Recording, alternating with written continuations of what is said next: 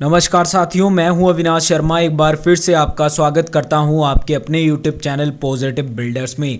आज मैं आपको बताऊंगा कॉलम में शटरिंग करने का सही तरीका। साथियों, घर में मजबूती जो है वो कंक्रीट से आती है। अगर आप जो है वो कंक्रीट की कास्टिंग करने से पहले शटरिंग का काम जो है वो सही तरीके से नहीं करेंगे, कहीं ना कहीं आपके घर में दरारें आएंगी, सीलन जैसी समस्या आ सकती हैं, हनी कॉम्बिंग जैसी समस्या आ सकती हैं। अगर आप भी इस तरह की समस्या से बचना चाहते हैं, सही तरीके से शटरिंग कैसे की जाती है उसके बारे में जानना चाहते हैं, तो आप इस वीडियो पर अंत तक ज़रूर बने रहें।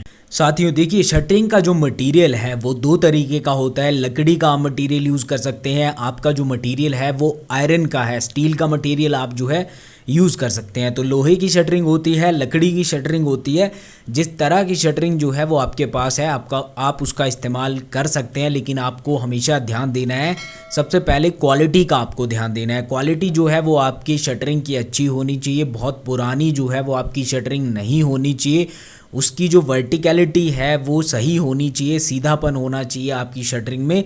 तो इस तरह से जो है वो आपको शटरिंग की क्वालिटी का सबसे पहले जो है वो ध्यान देना है। उसके बाद आगे बढ़ते हैं पॉइंट नंबर 2। देखिए, जब भी आप जो है वो शटरिंग लगाएंगे कॉलम्स में, तो आपको सबसे पहले ध्यान ये देना है कि आप अपने शटरिंग के सरफेस को अच्छे से क्लीन कर लें। जो पुराना उसके ऊपर जो है वो कंक्रीट होगा उसे साफ़ कर लें। उसके बाद उसके ऊपर जो है शटरिंग ऑयल अप्लाई करें, शटरिंग ऑयल लगाएं, या फिर आप जो है ग्रीस लगा सकते हैं।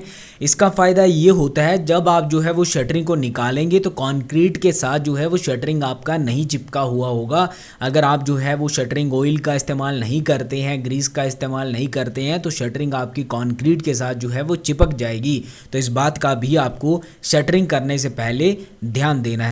पॉइंट नंबर 3, हमेशा आपको ध्यान रखना है जब भी आप शटरिंग करें, शटरिंग के बीच में जो है वो किसी तरह के होल, किसी तरह के कोई गैप नहीं होने चाहिए। ज़्यादातर जो है वो गैप आपके जॉइंट्स पर आते हैं, जहां पर आपकी शटरिंग की एक प्लेट दूसरे प्लेट के साथ जो है वो जोड़ी जाती है। नट बोल्ट से आप जो है अच्छे से टाइट कर लीजिए अपनी शटरिंग को। और आपको हमेशा ध्यान रखना है, जब आप जो है वो कंक्रीट कास्ट करेंगे तो सीमेंट स्लरी जो है वो आपके फोम वर्क से आपकी शटरिंग से बाहर लीक नहीं होनी चाहिए। अगर इस तरह की समस्या जो है वो आपकी कॉलम कास्टिंग के दौरान आएगी, सीमेंट की स्लरी जो है वो लीक होगी, तो आपकी कॉलम में हनीकॉम्बिंग जैसी समस्या आ सकती है। तो आपको इस बात का हमेशा ध्यान रखना है कि आपकी जो शटरिंग है, जो फोम वर्क है, वो वाटर टाइट होना चाहिए। साथियों, अगर आप जो है, ये पॉइंट नंबर 4 है। साथियों, अगर आप कॉलम की कास्टिंग कर रहे हैं, आपको हमेशा ध्यान देना है कि जब तक कंक्रीट जो है वो पूरी तरह से सेट नहीं होता, आपको शटरिंग को नहीं निकालना है। शटरिंग को कितने समय के बाद निकालना है उस पर भी ध्यान दीजिए। देखिए, 16 से 24 घंटे के बाद जो है वो आप शटरिंग को, कॉलम की जो शटरिंग है उसे निकाल सकते हैं। अगर आप गर्मियों में कास्टिंग कर रहे हैं तो आप अपनी शटरिंग को 16 घंटे के बाद निकाल सकते हैं। अगर सर्दियों में जो है वो आप कॉलम की कास्टिंग कर रहे हैं तो 24 घंटे के बाद शटरिंग को निकालना बेहतर होगा या फिर सही होगा आपके लिए। सर्दियों में जो है वो कंक्रीट देरी से सूखता है, इसीलिए जो है वो 24 घंटे के बाद ही निकालना आपके लिए बेहतर होगा।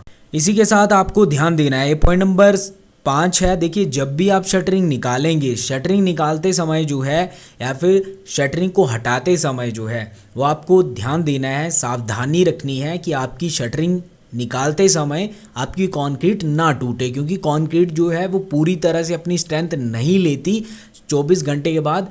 तो आपको जो है वो ध्यानपूर्वक शटरिंग को खोलना है, ताकि आपकी कंक्रीट में जो है वो शटरिंग निकालते समय किसी भी तरह के कोई क्रैक्स डेवलप ना हो। तो इस बात का भी आपको ध्यान देना है।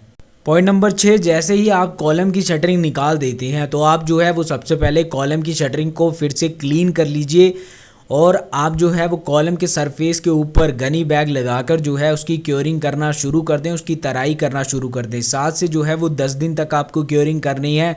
देखिए, इंडियन स्टैंडर्ड कोड में हमें बताया गया है, अगर आप जो है वो पीपीसी सीमेंट का, पोज़ोलाना पोर्टलैंड सीमेंट का इस्तेमाल कर रहे हैं तो आपको जो है वो 10 दिन तक, मिनिमम 10 दिन तक क्योरिंग करनी है। आप अगर सर्दियों में कॉलम की कास्टिंग कर रहे हैं तो 7 दिन तक भी आप क्योरिंग कर सकते हैं, क्योंकि सर्दियों में पानी की उतनी ज़रूरत नहीं होती, या फिर आपकी कंक्रीट से ज़्यादा पानी इवेपोरेट नहीं होता, या फिर तेज़ी से नहीं होता। तो आपको इस बात का ध्यान रखना है कि आप जो है वो 7 से 10 दिन तक अपने कंक्रीट कॉलम जो है वो आपका उसकी क्योरिंग आपको करनी है। इस बात का और इन सभी पॉइंट्स का आपको ध्यान रखना है अगर आप भी अपने घर को मजबूत व सुरक्षित बनाना चाहते हैं। आज की जानकारी आपको कैसी लगी? अगर आज की जानकारी आपको अच्छी लगी हो तो पॉजिटिव बिल्डर यूट्यूब चैनल को सब्सक्राइब कर दीजिए, बेल आइकन को प्रेस कर दीजिए ताकि इस तरह की महत्वपूर्ण जानकारी वाली वीडियो आपको समय पर मिलती रहे। धन्यवाद, मिलते हैं नेक्स्ट वीडियो में, तब तक के लिए बाय। आपका दिन शुभ हो।